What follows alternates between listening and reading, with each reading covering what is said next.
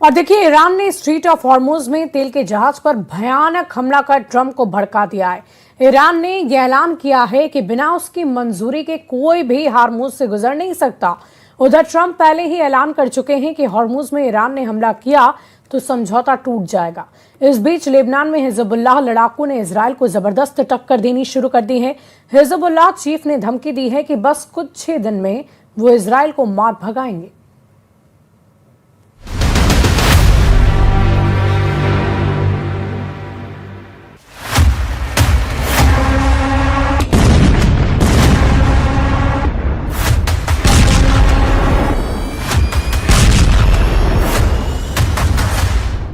फिर युद्ध भड़क गया है, फिर बम फटने लगे हैं, फिर तेल रूट चलने लगा है।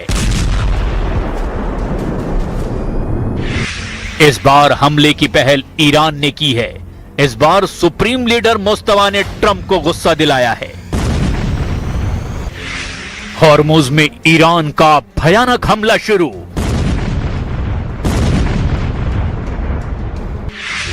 तेल के जहाजों को जलाने लगा ईरान। ऑयल रूट के चोक पॉइंट पर फंसे ट्रंप। 11,000 लाशें देखकर डर गया अमेरिका।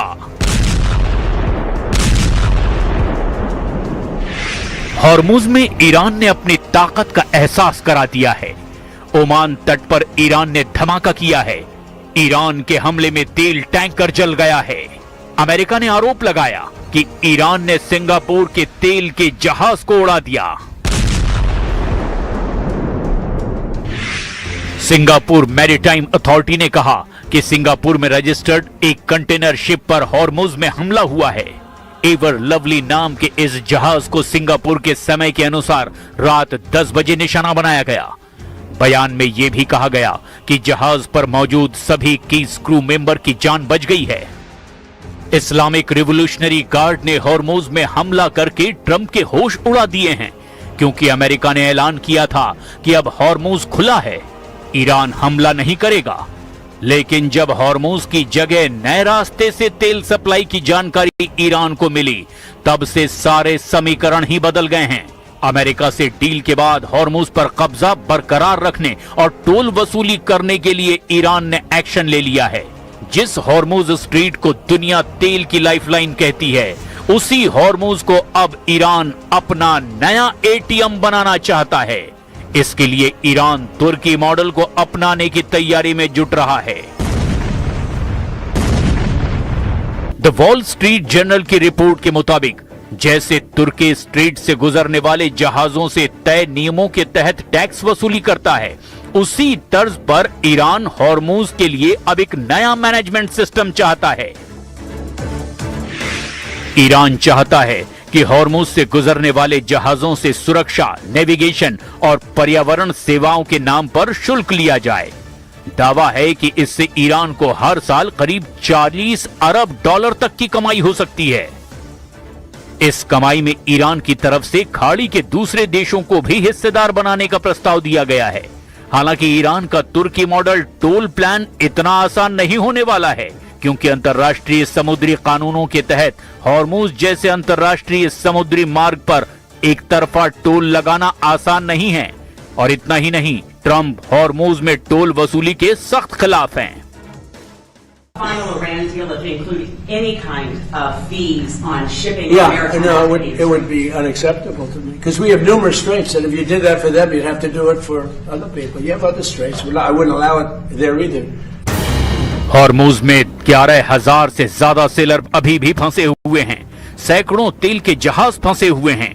इन सब का जिम्मा ट्रंप ने ले रखा है। लेकिन ईरान जिस स्टाइल में आगे बढ़ता दिखाई दे रहा है, उससे अमेरिका की मुश्किलें भी बढ़नी तय है। अमेरिकी एक्सपर्ट प्रोफेसर डेरेक जे ग्रॉसमैन ने ट्रंप को जमकर फटकार लगाई है। ग्रॉसमैन ने कहा है कि ईरान ने हॉर्मुज में जहाज पर इसीलिए हमला किया क्योंकि यह शिप ओमान के तट से होकर गुजर रहा था, ईरानी जल क्षेत्र से बच रहा था। इससे ये एक बार फिर से साबित हो गया कि ईरान हॉर्मुज को चोक पॉइंट मानता है। ट्रंप धन्यवाद इस बेवकूफी भरे और खुद को हराने वाले युद्ध के लिए। अमेरिका को अब एक बार फिर से ईरान से जंग लड़नी पड़ सकती है। ईरान के साथ हिजबुल्लाह ने भी दुश्मनों को ललकारना शुरू कर दिया है। हिजबुल्लाह चीफ नईम कासिम ने ऐलान किया कि इजराइल अमेरिका को हराकर लड़ाका ग्रुप नए दौर में एंट्री कर रहा है। الإمام الخامنئي قدس سره رمزا وعلما ونورا وهداية وثورة وتعبئة مع القادة ومع الناس ومع المدنيين ومع التضحيات الكبيرة، وبهذا استطاعت أن تقف। हिजबुल्लाह लड़ाकों ने इजराइल डिफेंस फोर्स को जबरदस्त टक्कर देनी शुरू कर दी है। 25 जून की रात हिजबुल्लाह ने 4 इजरायली सैनिकों पर हमला करके उन्हें घायल कर दिया। घायलों में 2 ऑफिसर भी शामिल हैं। बेत याहून में हुए एनकाउंटर में लड़ाका ग्रुप इजराइल पर भारी पड़ा है। हालांकि हमले के बाद आईडीएफ ने तूफखाने और हवाई हमलों से हिजबुल्लाह के कई ठिकानों को तहस नहस कर दिया। लेकिन ट्रंप कब तक शांत रह पाएंगे, इसकी अब गारंटी नहीं है। मुमकिन है ट्रंप ने जिस प्लान पर ब्रेक लगाया था वो फिर से एक्टिव हो। ट्रंप ईरान में ग्राउंड ऑपरेशन के बिना युद्ध जीत नहीं सकते, इसीलिए उनके पास अब ईरान में घुसकर हमला करने का ही ऑप्शन बचा है।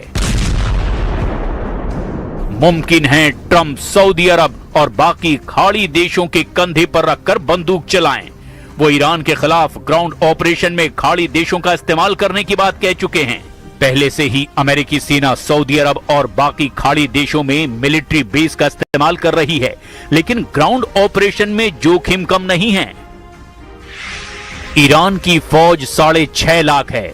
इसके अलावा पैरामिलिट्री फोर्स 2.5 लाख के बराबर है, जबकि ईरान में एक्टिव बसीज फोर्स 20 लाख तक हो सकती है। ईरान ने अब तक युद्ध में बता दिया कि वो नहीं बल्कि उसके दुश्मन इस जंग में झुकेंगे। यानी ईरान का इरादा बिल्कुल साफ है कि वो आखिरी दम तक लड़ेगा, चाहे दुश्मन अमेरिका और इजराइल हो या फिर सभी खाड़ी देश जो पहले से अमेरिका की मदद करते आ रहे हैं। वैसे ईरान के खिलाफ खाड़ी देश शामिल हुए तो क्या होगा? ये एफपीवी ड्रोन अटैक देखिए, कैसे एक क्वाडकॉप्टर एक अमेरिकी अड्डे पर अमेरिकी फौजियों को तलाश रहा है। बाद में जब उसे कुछ नहीं मिलता तो वो अमेरिका के एक ब्लैक हॉक हेलीकॉप्टर से जाकर टकरा जाता है। There is still the risk of escalation if Iran-linked proxy groups mobilize, and by that I mean Hezbollah in Lebanon, Iran-linked militia inside Iraq, and importantly, the Yemen-based Houthi movement that is threatened to attack shipping lanes in the Red Sea and has done so in the past. So we know they have some naval capability that could create disruption. इस युद्ध में तुर्की पर भी सबकी नजर है और Erdogan ने अरब देशों से तो कहा है कि वो इस युद्ध में शामिल ना हो।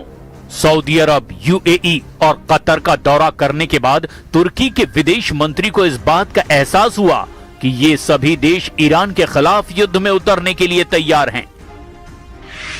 अमेरिका और इजराइल की शुरू की गई इस जंग में अब सऊदी अरब, यूएई और कतर ईरान के खिलाफ नजर आ रहे हैं, जबकि तुर्की का रुख बता रहा है कि एर्दोआन अब मुस्तफा खामनेई के समर्थन में आ गए हैं।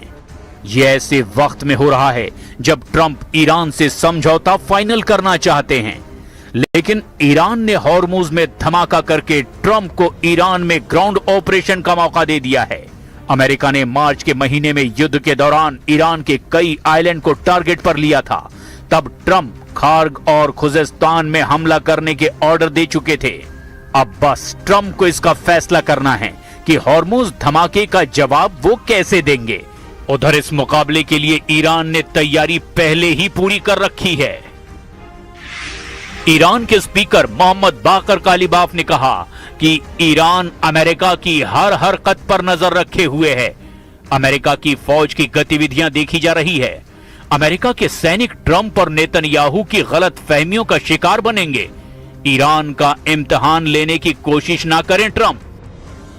युद्ध की शुरुआत अमेरिका और इजराइल ने की, लेकिन इस जंग में ईरान लगातार बढ़त बनाए हुए है।